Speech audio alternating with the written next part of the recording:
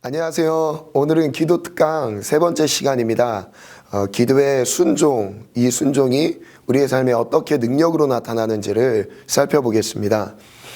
기도는 순종인데 이 순종은 능력으로 나타나게 되어 있습니다.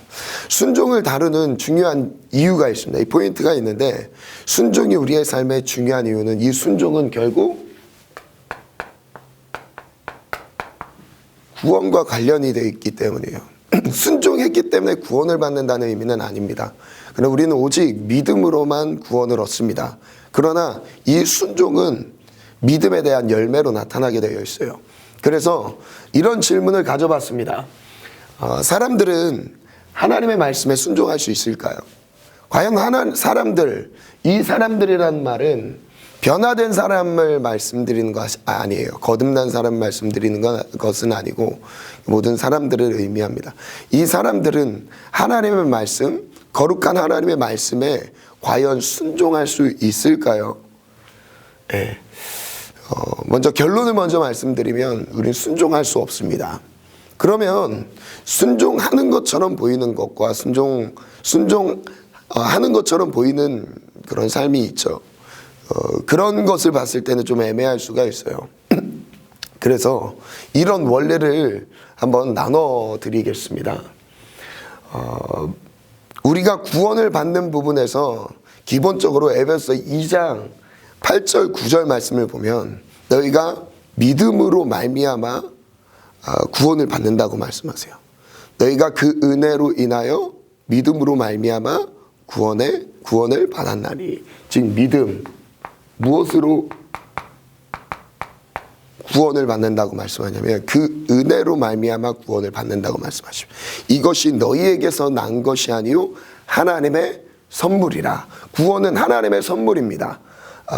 그런 다음에 이어서 나오는 9절의 말씀, 이것이 너희에게서 난 것이 아니니 행위에서 난 것이 아니니 누구든지 자랑하지 못하게 하려 함이라. 분명하게 말씀하고 있는 것은 행위, 즉 순종의 행위, 율법을 지키는 행위, 율법의 많은 조항들을 내 몸으로 지킨 행위가 구원에 이르는 것이 아니라고 말씀하시죠. 분명히 에베소 2장에 그런 말씀을 하셨어요. 그렇다면 그 행함에 대해서는 또 성경은 반대편에서 또 이렇게 말씀하고 있어요. 야고보서 2장 22절 말씀을 보면요, 제가 먼저 한번 읽어드릴게요.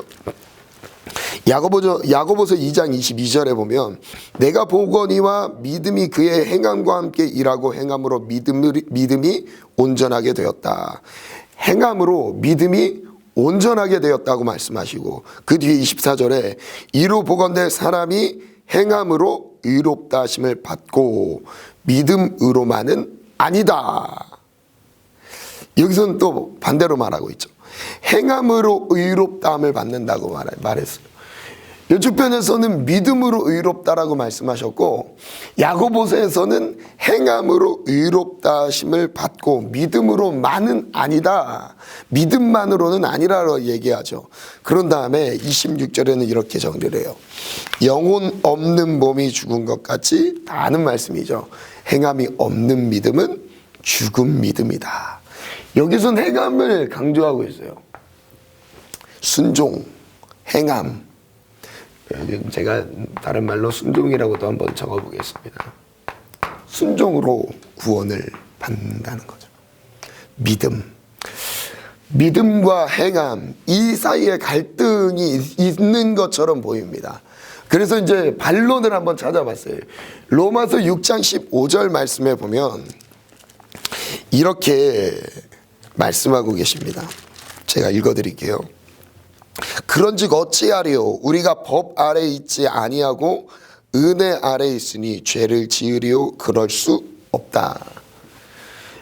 반론에서 행함으로 구원을 받는 게 아니다, 믿음으로만 구원을 받는다라고 얘기했던 이 말씀 안에서 반론이 나오고 있어요. 무슨 반론이냐? 바로 우리가 은혜를 받았다고 해서 죄 가운데 있을 수 있느냐? 그럴 수 없다는 거죠. 죄 가운데 있을 수 없다라는 거예요. 그리고 마태복음 5장 17절부터 20절 말씀을 보면 예수님께서 산상수훈의 말씀을 시작하는 처음 부분인데, 이 말씀 안에서는 이렇게 말씀하세요. 내가 율법이나 선지자를 폐하러 온 줄로 생각하지 말라. 폐하러 온 것이 아니요 완전하게 하려 함이라. 진실로 너에게 이르노니 천지가 없어지기 전에는 율법의 1.1획도 결코 없어지지 아니하고 다 이루리라.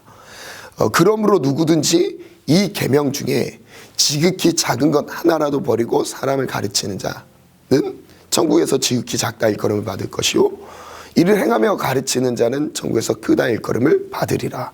그런 다음에 마지막에 이렇게 말씀하세요. 내가 너에게 이르노니 너희의 의가, 의로운 삶을 말하는 것입니다. 여기선 행위를 말하는 것은 너희의 의가 서기관과 바리새인보다 더 낫지 못하면, 더 나은 삶을 살지 못하면 결코 천국에 들어가지 못하리라. 즉 여기서 강조하는 것도 무엇이죠? 의로운 행위를 절대 무시하고 있지는 않습니다.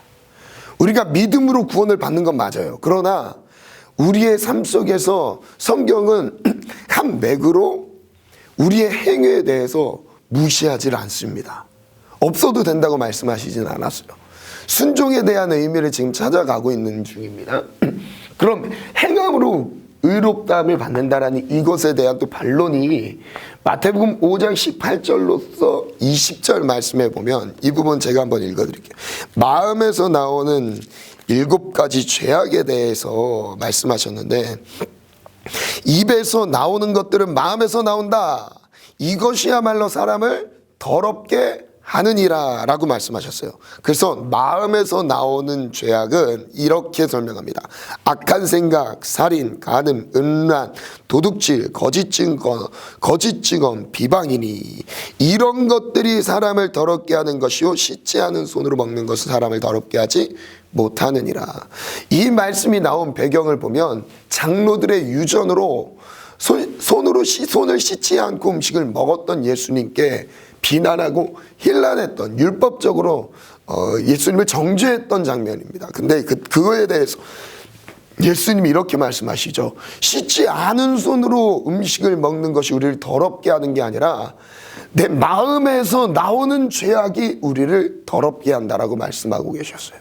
그렇다면 행위로서 우리가 순종을 했다고 칩시다. 그렇다면 이 마음의 영역을 순종하지 못했을 때, 우리 마음의 영역 안에서 이 속사람이 순종하지 못했어요. 겉으로 행위는 순종하는 듯 보였지만 속에 있는 우리의 마음이 순종하지 못했어요. 여러분 이게 순종일까요? 여러분 순종이 아니에요. 불순종이라고 합니다. 그래서 이렇게 정리합니다. 우리 믿음, 이 믿음을 마음이라고 한번 살펴볼게요. 마음. 이 마음으로 시작되는 하나님의 구원의 역사예요. 하나님의 구원의 역사는 행위부터 시작되는 게 아닙니다. 마음이에요. 마음의 할례를 받지 않아서 이스라엘 백성들이 망했던 것이죠. 우리를 향한 하나님의 변화의 역사도 겉사람 먼저 변화되는 게 아니라 속사람부터 하나님이 변화시키시기 시작해요. 그 속사람의 변화된 것이 결과적으로 나타난 것이 바로 행위적인 거죠. 행함이에요. 그래서 이 둘은 분리된 것이 아니라 하나님이 주신 그 믿음과 은혜가 마음 공간에서 이루어진 것이 결국 행함, 우리 몸에서 행함으로, 순종으로 열매를 맺게 되는 거예요. 즉 순종은 우리 신앙생활에 대한 열매를 보여주는 것입니다. 이 순종은 결론은 그렇습니다. 결론은 우리는 죄로 인해서 타락한 우리 마음 하나 바꿀 수 없는 연약한 존재라는 거죠. 마음을 우리는 변화시킬 수가 없어요. 마음을 변화시키시는 분은 누구예요? 오직 성령 하나님이에요. 성령 하나님이 우리 마음 가운데 찾아오셔서 더러워진 우리의 마음을 기경하시고 청소하셔서 새롭게 하셔서 하나님의 뜻을 행할 수 있는 마음으로 바꿔 가시는 거예요. 이 변화가 우리의 삶에 이루어지기를 축복합니다. 우리는 절대 순종할 수 없어요.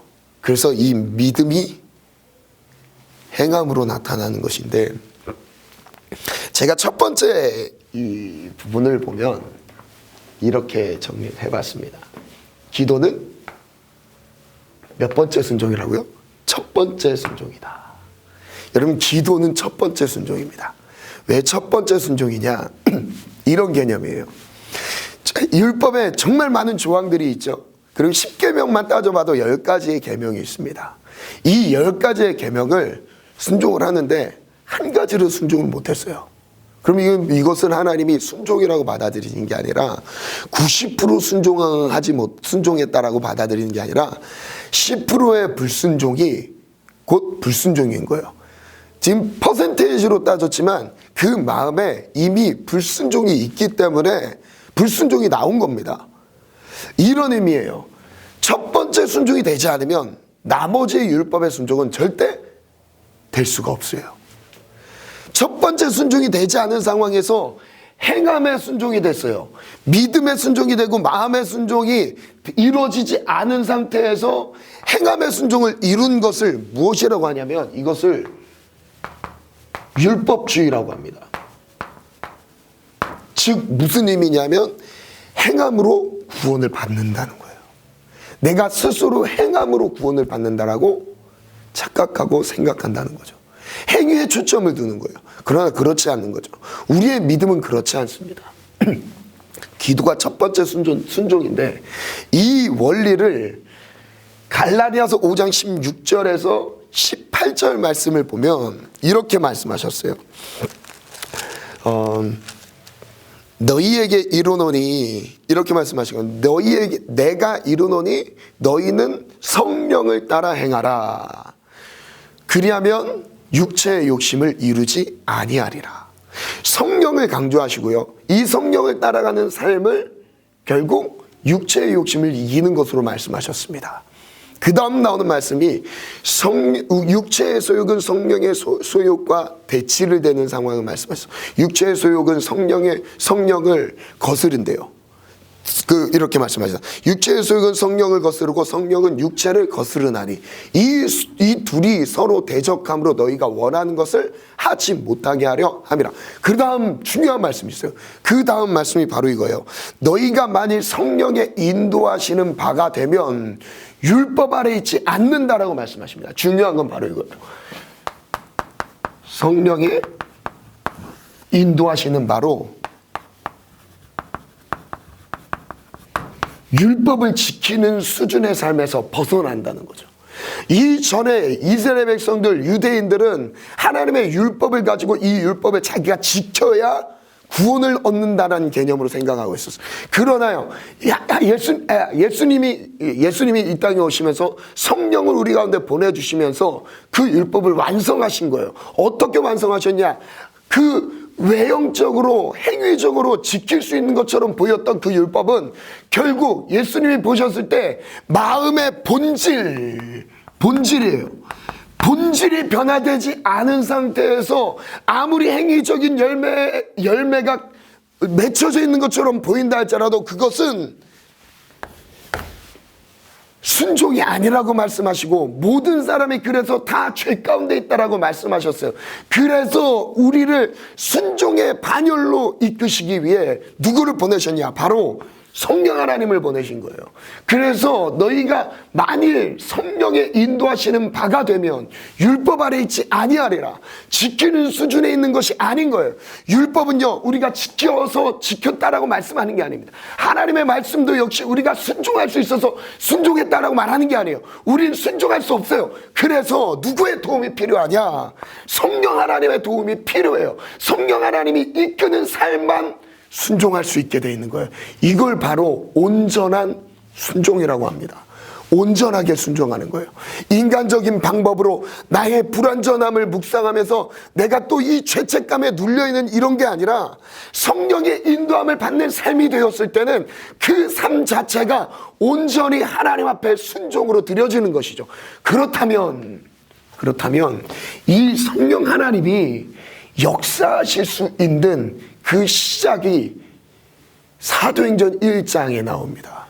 사도행전 1장 1절부터 쭉 나오는 내용이 예수님께서 부활하신 이후에 하늘로 올려지시면서 그들에게 예언을 하시죠. 말씀하셨어요.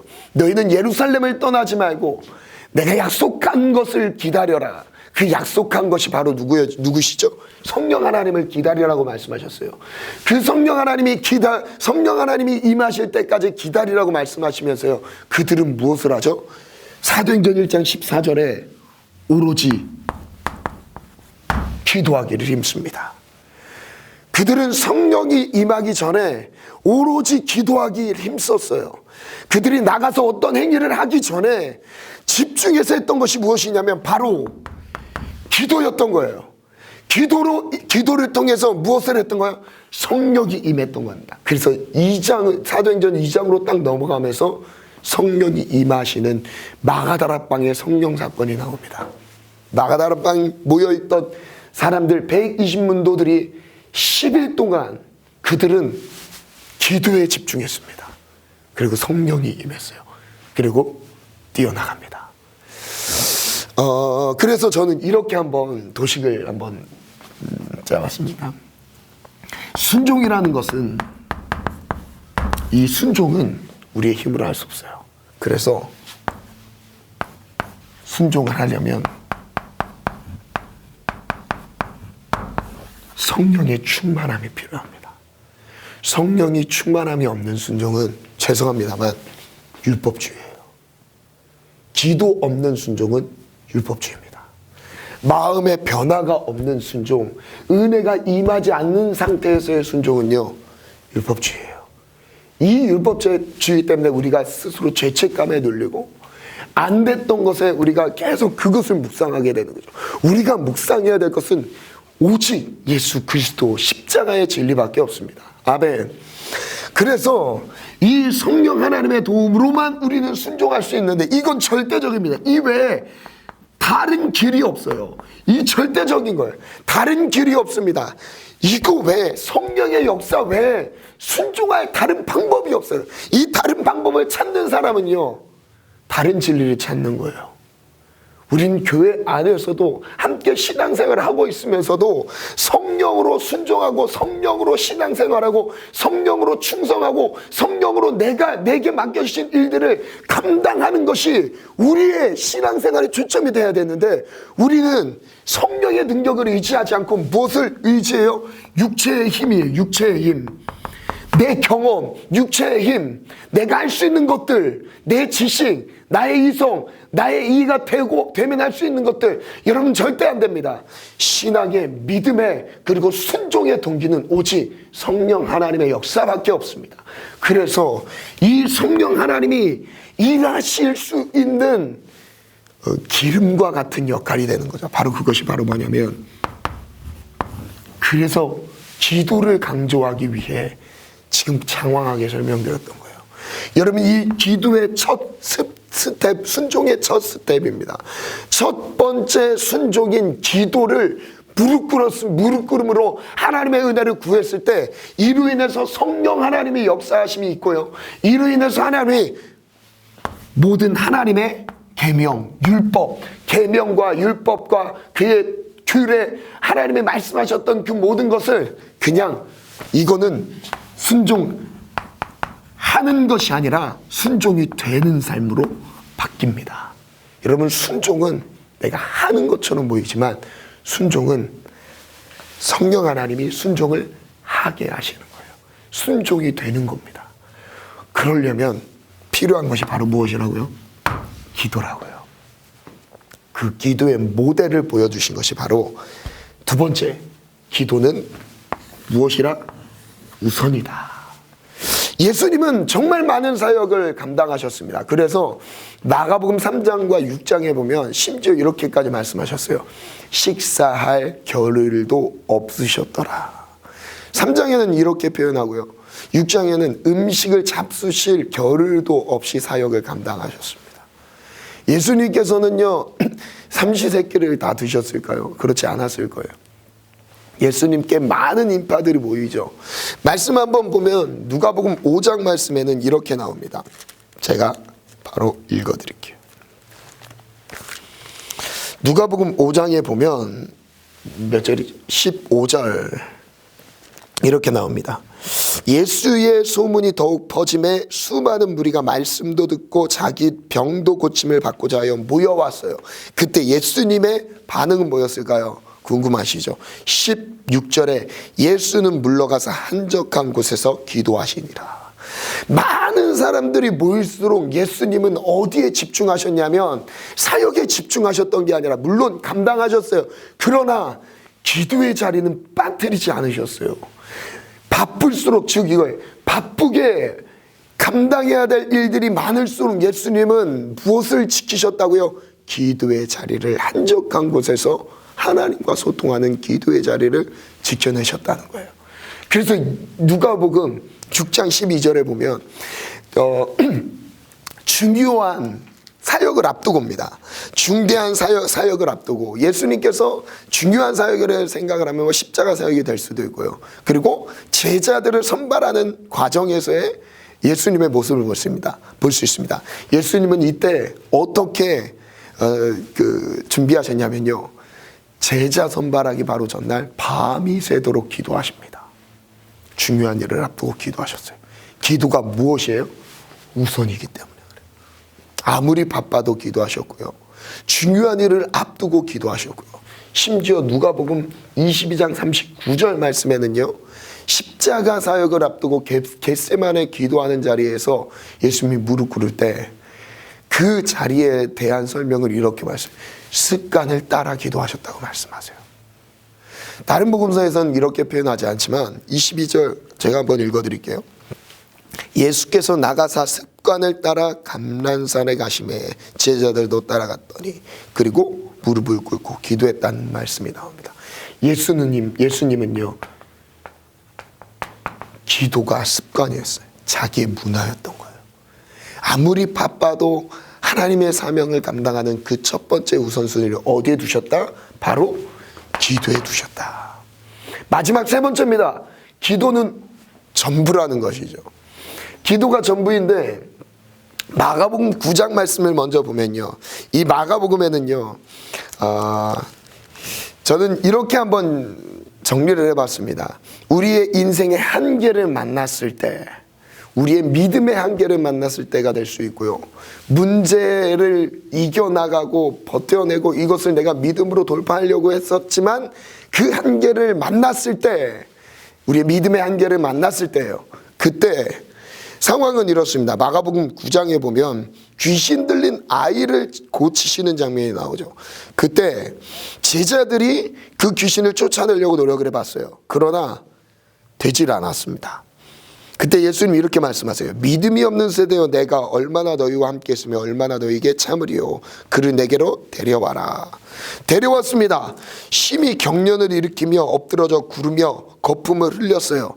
언제부터 이렇게 됐냐? 예수님 물어보시죠. 그때 귀신이 그를 죽이려고 불과물에 자주 던졌나이다. 그러나 무엇을 할 수 있거든 우리를 불쌍히 여기서 도와주세요. 이렇게 말하죠. 그때 예수님이 말씀하셨어요. 할 수 있거든이 무슨 말이냐? 믿는 자에게는 능히 하지 못할 일이 없다. 능치 못할 일이 없다. 그 다음에 예수님은 그를 치료하십니다. 그 아버지가 소리 지릅니다. 내가 믿습니다. 나의 믿음 없는 것을 도와주세요. 그때 예수님이 귀신을 꾸짖습니다. 말 못하고 못 듣는 귀신아, 내가 내게 말하노니 그 아이에게서 나가라. 다시는 들어가지 말라. 예수님 명령하셨죠. 그거 어떻게 되죠? 귀신이 소리를 지르며 아이로 심히 경련을 일으키게 하고 나갑니다. 고쳐졌어요. 그런 다음에 예수님께 제자들이 말해요. 우리는 왜 귀신을 쫓아내지 못했죠? 그때 마지막 예수님이 이렇게 정리하십니다. 기도 외에 다른 것으로는 이런 종류가 나갈 수 없다. 예수님이 여기서도 강조하셨던 게 뭐죠? 기도가 전부라는 거예요. 기도가 전부라는 겁니다. 마지막 요한복음 말씀만 읽고 마치겠습니다. 기도에 대한 아주 힘이 나는 말씀인데요. 요한복음 14장 12절 14절을 제가 한번 읽어드리겠습니다. 내가 진실로 진실로 너희에게 이르노니 나를 믿는 자는 내가 한 일을 그도 할 것이요 또한 그보다 큰 일도 하리니 이는 내가 아버지께로 감이라. 예수님은요, 예수를 믿는 자, 예수를 따르는 자에게 더 큰 일을 할 것이라고 약속을 하셨는데 그 더 큰 일을 하실 것이라는 것을 이렇게 말씀하십니다. 13절에 너희가 내 이름으로 무엇을 구하든지 내가 행하리니 이는 아버지로 하여금 아들로 말미암아 영광을 받으시게 하려 함이라. 예수님의 이름으로 무엇을 구하든지 행하신다고 말씀하셨고요. 그 다음 마지막 절 14절에는 이렇게 말씀해요. 내 이름으로 무엇을 구하든지 내 이름으로 무엇이든 내게 구하면 행하리라. 여기서 무엇을 강조해요? 역시 기도를 강조해요. 예수님의 이름으로 기도하는 것이 우리의 인생의 전부라는 것입니다. 여러분, 마지막 다시 한번 정리해 드리겠습니다. 기도 없는 순종은 율법주의입니다. 기도하지 않고 순종은요, 되는 것처럼 보여도 순종을 할 수가 없습니다. 그래서 하나님께서 우리를 가장 먼저 부르시는 자리가 있어요. 순종의 자리, 첫 번째 순종의 자리, 바로 기도입니다. 기도의 순종의 무릎을 승리하시기를 축복합니다.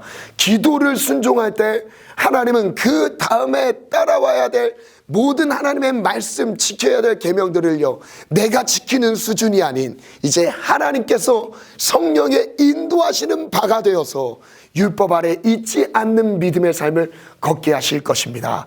하나님의 말씀 안에 우리가 순종으로 기도의 순종으로 능력을 누리시기를 축원합니다. 아멘. 기도하겠습니다. 하나님 감사합니다. 기도의 순종을, 첫 번째 순종의 자리 기도를 지켜나가게 도와주시고 기도를 통해 성령의 충만함으로 하나님의 말씀을 따라가게 도와주옵소서. 내 힘과 내 방법, 내 의지, 내 모든 것을 내려놓게 하시고 오직 성령 하나님만 의지하게 도와주옵소서. 기도할 때 능력이 나타납니다. 기도는 아무리 바빠도 해야 합니다. 기도는 아무리 중요한 문제도 할 수 있도록, 감당할 수 있도록 만듭니다. 기도밖에 없습니다. 기도하는 우리 모든 청년의 때를 보내게 도와주옵소서. 예수님의 이름으로 기도합니다. 아멘. 수고하셨습니다.